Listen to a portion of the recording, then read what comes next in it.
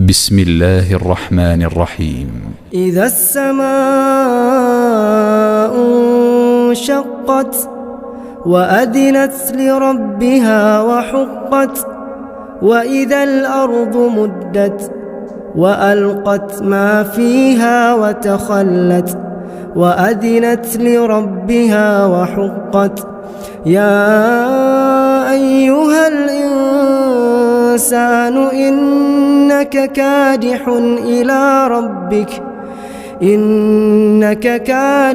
إلى ربك كدحا فملاقيه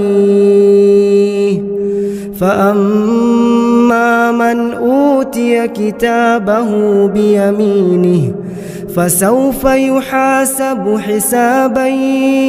يسيرا وينقلب إلى أهله مسرورا وأما من أوتي كتابه وراء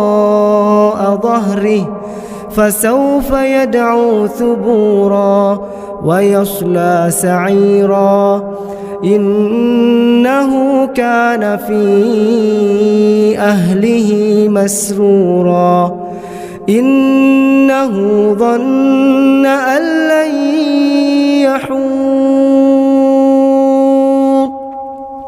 بلى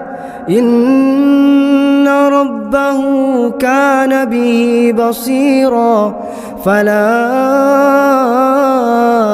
أقسم بالشفق والليل وما وسق والقمر إذا اتسق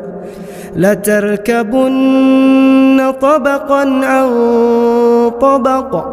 فما لهم لا يؤمنون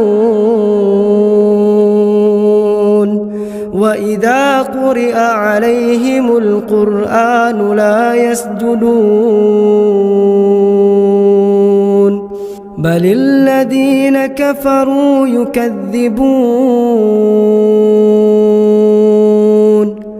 والله أعلم بما يوعون